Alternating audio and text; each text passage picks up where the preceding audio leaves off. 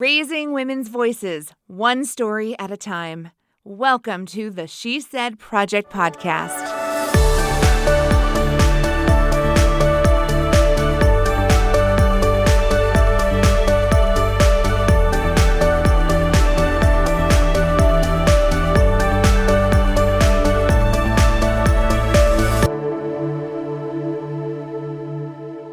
It is all about women supporting women at That's What She Said, and now on the She Said Project podcast. This is Jenette Jerzik, your host, National Director of the She Said Project. How's everybody doing out there? I don't know how everybody else is doing, but this is Kerry Rosso, co-founder, co-host, and I'm doing pretty great. Always good to see you, Kerry, in the podcast studio where we get to chat with amazing women who have appeared on stage in a production of That's What She Said, which you had something to do with. 10 years ago, you and some friends came up with this idea. What was the original inspiration for That's What She Said? The original, we were all working in what we called the MOFfice, the mom office, and about 52 times a day, someone would say something, and then because we're all so mature, somebody would inevitably blurt out, "That's what she said." And so then, of course, when we started brainstorming ideas of ways to work together, and what would we call it, and what would this show be, it just had to be that. It was just sort of our daily anthem. So then it became a play on words. It was like a joke, but it was also like reclaiming the power of words that women say, and reclaiming, if anybody would use that phrase in a negative way for women,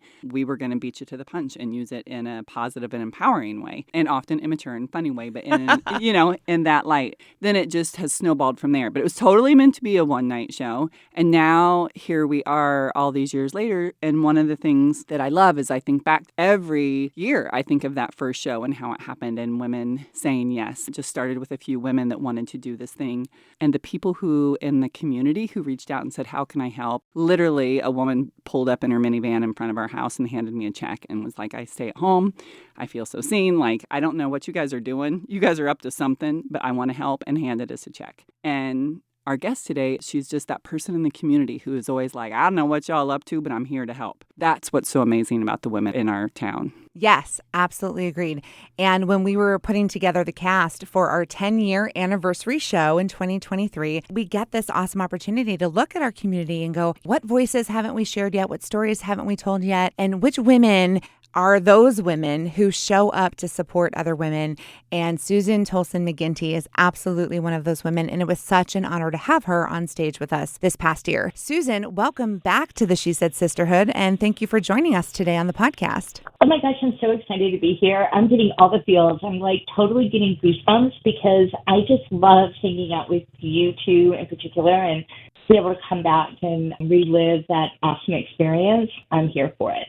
You know, if anyone who's ever been part of this experience has, quote unquote, drunk the Kool-Aid, for lack of a better expression, I mean, from the moment you were on board, you are a huge supporter. You show up, you support the other women who have, gone through this process. You just keep pouring love right back into That's What She Said. And we are so grateful for that. Oh, thank you. It's a joy. I don't even think of it. It's just, I think my heart and my enthusiasm goes to things that I know are creating impact and providing value. And I just think having this stage and just going through the experience from the beginning to the end versus being in the audience, enjoying the show, I get to see that you guys are doing that and allowing us to play really big, have a lot of freedom, take some risks, but also with this beautiful safety net, because you guys ensure that we're going to show up in our very best way and you have us protected and there's all this lovely grace. So I'm probably drink even more Kool-Aid than just being a raving fan after being a She Sister. Well, I suspect that this is who you are in every area of your life. You are that pourer inner. Every time I see you, and I think at some point you must just crash and sleep for days because you are such a giver and somebody who spends so much time building everyone else up. And we all feel like $1 million around you. But they're like, sorry, I'm getting sappy. Like I see you. I see like that must be like I assume, you're getting your cup filled too, and I don't mean that in a dirty way. No, for sure. And in a dirty way. But that's Yeah, okay. hopefully, best to you. God bless you. I hope you're getting all the things filled. Sorry, Jeanette's like Really falling out of her interesting. chair. No, Sorry. I love it. That could be our version of She Said, and that would be fun too. We can have that conversation another time. There are rumblings. There have been jokes about another podcast called She Said After Dark. We'll save that for another conversation. But there are conversations women need to have. Women need those friends that you can talk to about all the things. That is how That's What She Said was born. It is to create that safe space for women to talk about difficult things, unfamiliar things, explore. Like there have been so many aha moments on our stage where women took the time to reflect and dig deep and remember. And things have come out for women that they forgot about, that they still had to deal with. And there's been a lot of healing and there's been a lot of support that's come out of this. And I'm going to echo what Kerry said about Susan needing her rest because she is such a giver. I'm going to give her some huge kudos right here. She knows how to take care of herself. When we were having evening rehearsals, she would say, I have to stop at this hour. This is when I am no longer giving my best. And she knew her boundaries. And when she needed to stop the evening and go home and rest, she did. And I don't relate to that. I don't know how that works, but I have to respect that. Thank you. Well, I shine like the sun. So like right now, the sun is starting to dwindle, and in about an hour, I'm going to be useless. So I think that's exactly right. And that's been kind of a journey. And even being able to know, hey, I don't have the energy for this, or being able to say no is a new gift for me. I think at my heart, I love to make people happy, and I love to say yes, and that's easy for me. But I also realize that when you're saying yes to one thing, you're saying no to something else. And I've been really on this journey of just being a little bit more intentional about where I get my energy, because I have found myself a little depleted, to your point, Kerry. And, I have no one to blame as a grown-ass woman that you allow yourself to get depleted. So thank you for recognizing that. That even cringes me a little bit, because I'm like, oh my God, couldn't you just have sucked it up? And I'm like, nope. It's cool. It's, that's when I kind of hit a wall. And when you hit a wall, time to go. That is cool. And we did uncover some of that side of your personality and where it comes from in your story. For sure. So you shared a very unique experience that you got to live as a child. And then on the other side of that story, you shared some big revelations about your relationship with your mother and how it did feed into your personality and who you are today. So that is a perfect timing for us to take a moment. We're going to share the recording of your performance on stage so that our listeners can join in and we can unpack it a little bit afterwards. So here on the podcast, I hope our friends are ready for another amazing story. Please enjoy this performance by Susan Toalson McGinty on stage, and That's What She Said, in our flagship community of Champaign-Urbana in 2023 with her story, Growing Up Poland. When I was growing up, my house smelled like schnitzel, goulash, feijoada, and pine sol. I'm a first-generation American. My parents are Eastern European and met in Sao Paulo, Brazil, where 4 out of the 6 of us were born. My little sister Tina and I are the token Americans of the family. We were born in Chicago Heights. At any given moment, we had multiple languages shouted across the house, broken English, swear words in Portuguese, Russian, and German. The mix of dialects became the Kempa family language. It was a raucous household in Homewood, Illinois, but it was ours. Our crazy, and I loved it. One day, quite abruptly, for some reason, our family could no longer live in America. That was when my parents brought me and my 2 siblings to what was then Communist Poland in 1974. I remember the night we left O'Hare. My tias, TUs, all my cousins were with us at the gate, sending us off. I remember getting on the plane and being enamored by the flight attendants. They were so stylish and glamorous. They brought me cookies. I wanted to be just like them.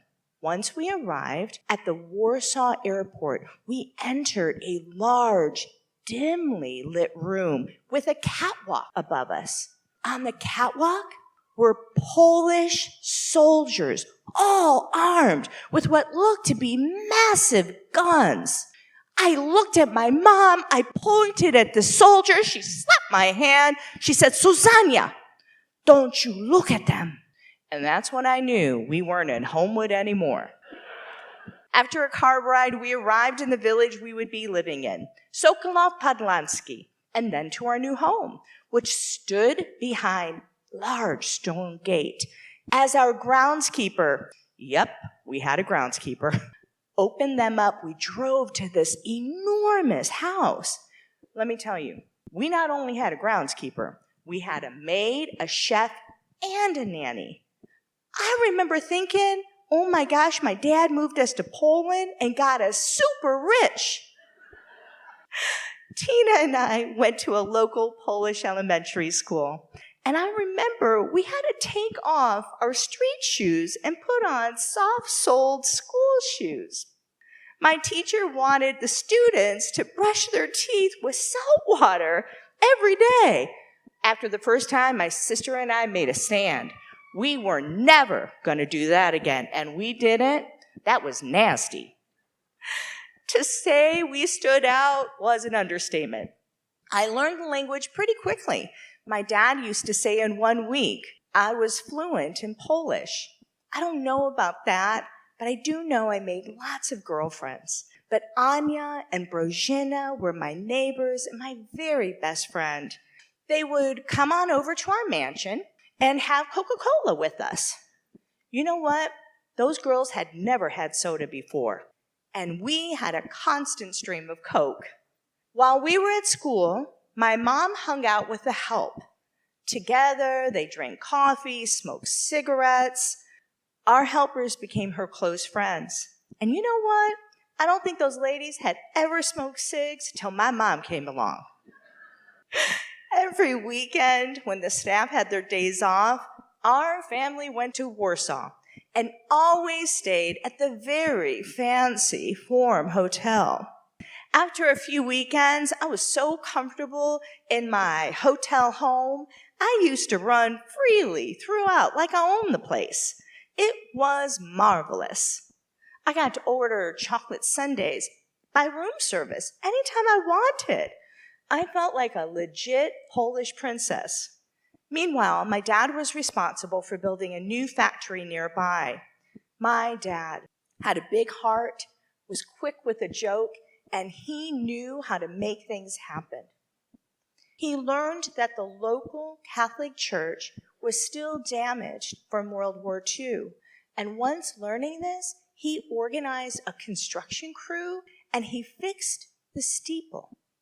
The single act made my father and my family beloved and very well known. After a few months, my best friend Brozhina asked me kind of an odd question. She wanted to know if I felt lucky being in Poland. I kind of had to know why she was asking such an unusual question. And she said, well, in America, the cowboys and Indians are fighting. And she couldn't figure out how our family fit in. Clearly, we weren't Indians.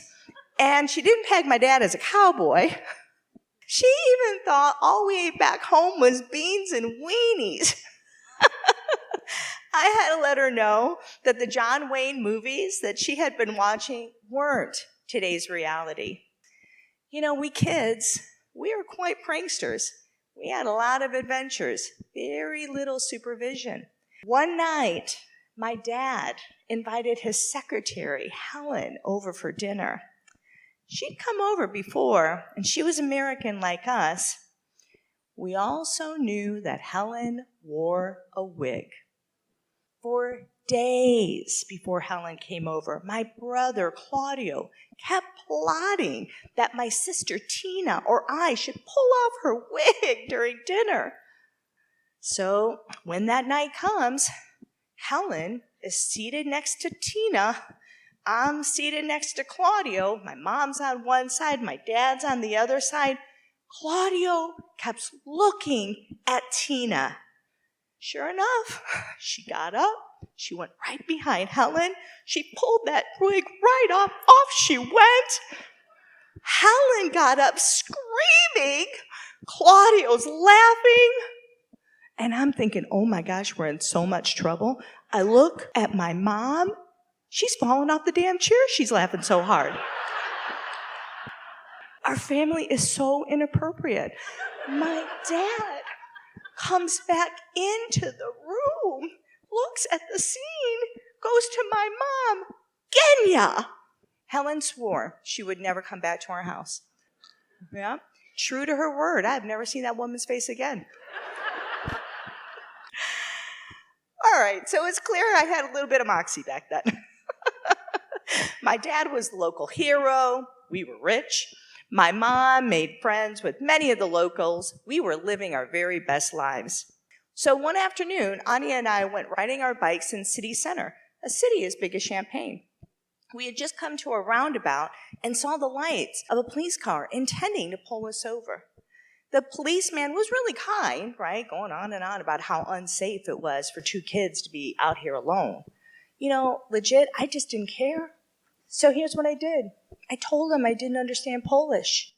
I said, "Nic rozumiesz po polsku." The policeman started laughing. I was like, okay, whatever. So when I got home, my dad left while lecturing me.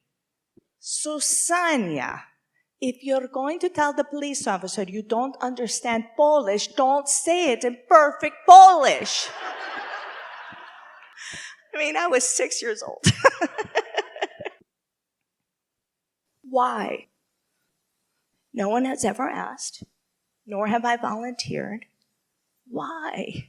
Why did my parents take their young family to Poland?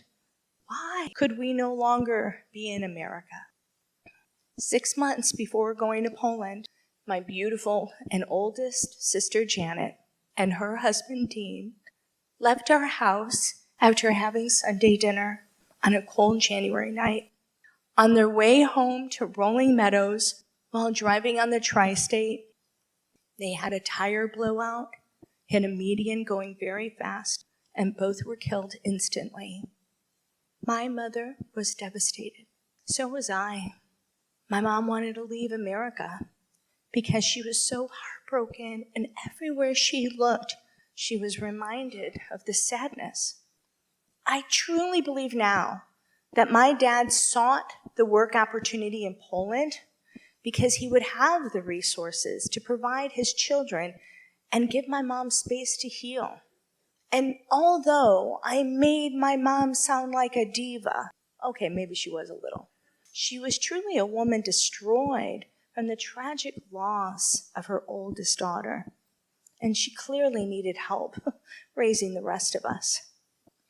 I wish I could say that when we left Poland, she came back to the States and she was healed. She wasn't, and continued to struggle with depression throughout her life. Looking back, I was embarrassed and ashamed of my mom's unpredictable moods. I thought I was being judged because of her behavior. I was angry that once we came back to the States, my dad took another job away from home. This time he left Tina and I alone with a woman that was ill. I spent the rest of my childhood trying to make my mom happy. Sometimes I could, but often I couldn't. I felt responsible for her anger and sadness. And at times, I have to say I've done the same. Relationships, work, motherhood.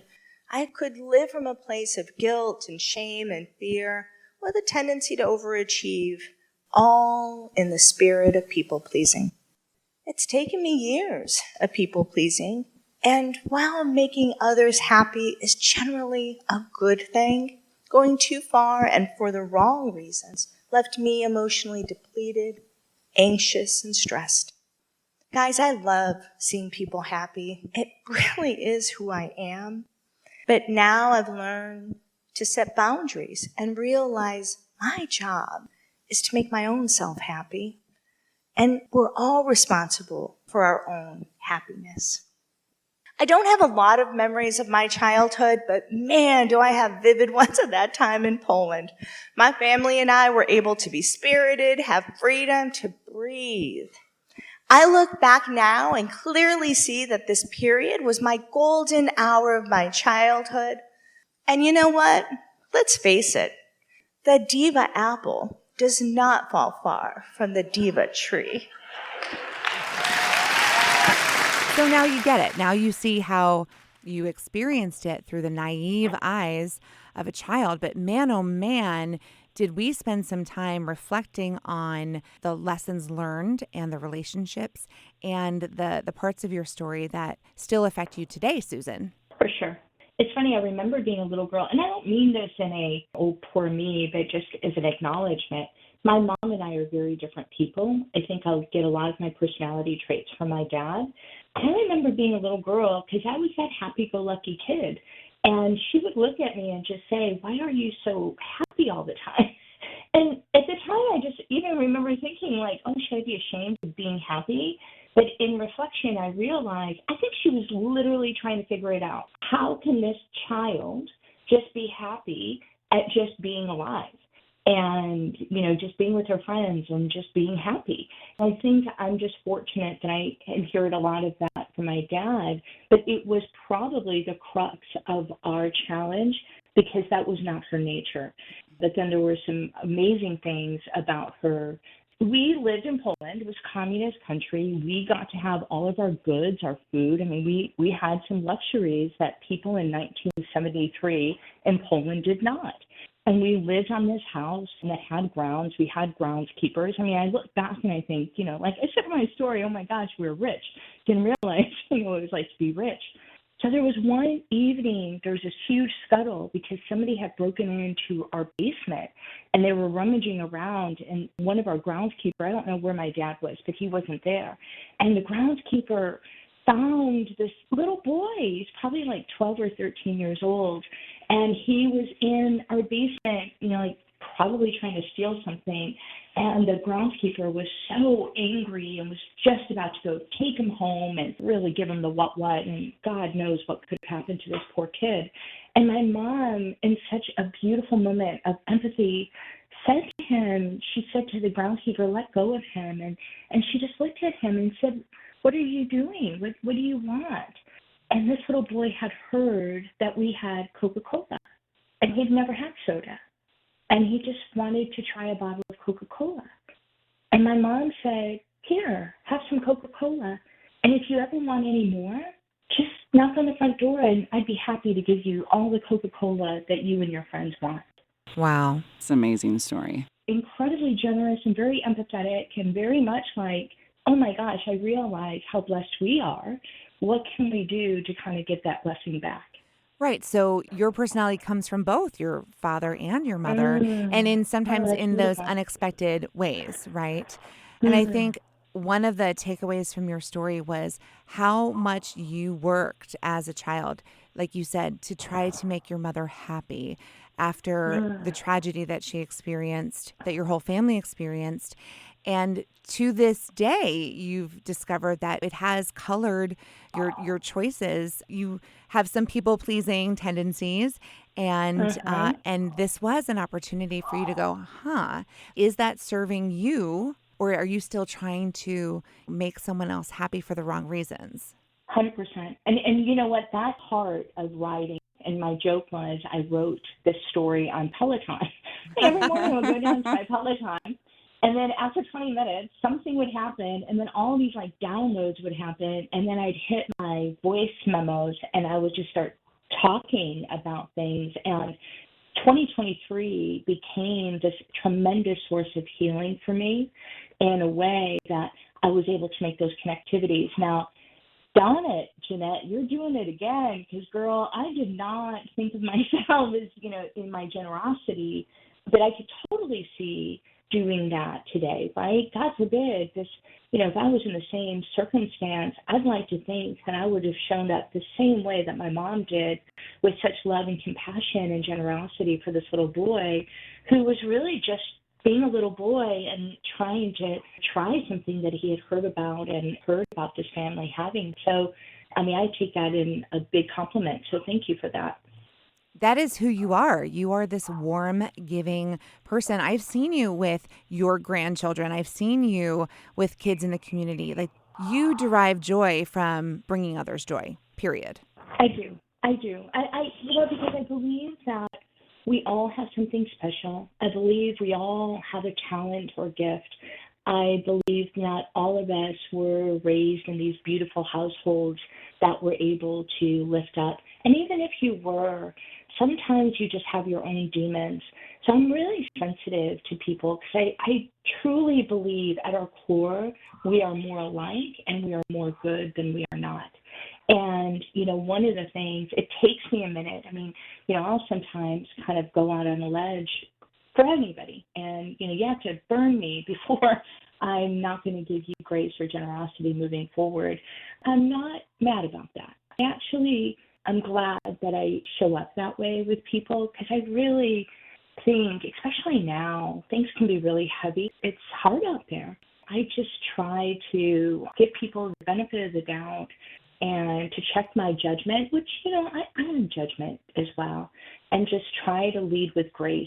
And by doing so, it just has worked out well, and it's made my life quite happy and fulfilled. Yeah, I'd like to say it is your strength, not your weakness. Oh, I love that. Yeah. The other thing about Poland that I think really shaped who I am is recognizing no matter where you live, and how different the cultures are, because Lord knows that experience in Poland was very different than living in Homewood, Illinois. But realizing that this little girl, the little friends that I befriended, being 6, 7 years old and playing with our dolls or running around and chasing each other and doing all the things that little children do anywhere transcends borders.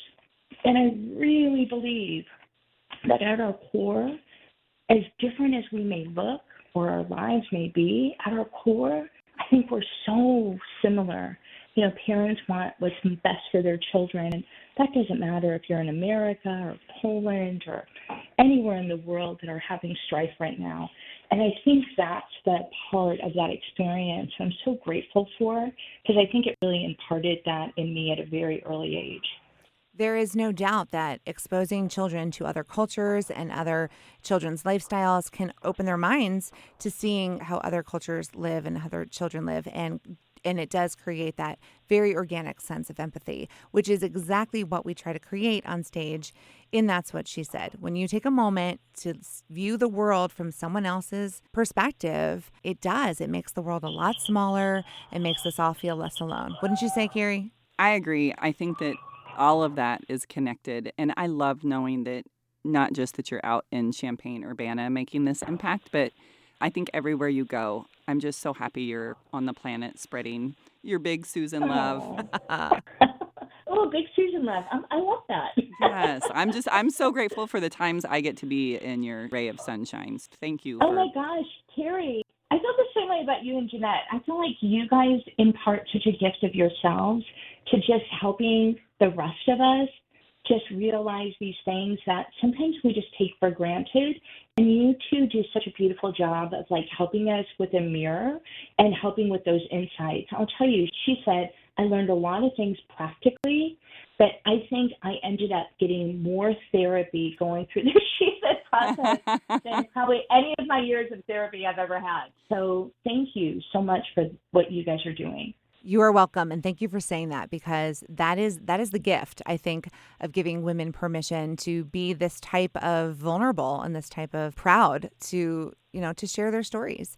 And so that's what we do on stage, and that's what she said, and that is what we continue to do here on the podcast by welcoming our guests like Susan, who shared a personal story, and then we can all sit back and learn from it, and we can learn how to make the world a better place for all of our daughters. So thank you, Susan, for joining us today. Thank you to our listeners for stopping in and visiting with us, and thank you to our partners in crime, Illinois Public Media, and our amazing sponsors, Sterling Wealth Management, Carl, and Health Alliance. We could not do the show without you. We love doing this, bringing a little Susan love everywhere we go. I love the big Susan love. Big Susan love. Catch you next time on the She Said Project podcast. Over and out. Thank you for listening to the She Said Project podcast in partnership with Illinois Public Media. All materials contained in the podcast are the exclusive property of the She Said Project and That's What She Said, LLC. For more information on our live shows, go to shesaidproject.com. This podcast was made possible with support from Carl and Health Alliance and presented by Sterling Wealth Management, empowering women to live their best lives.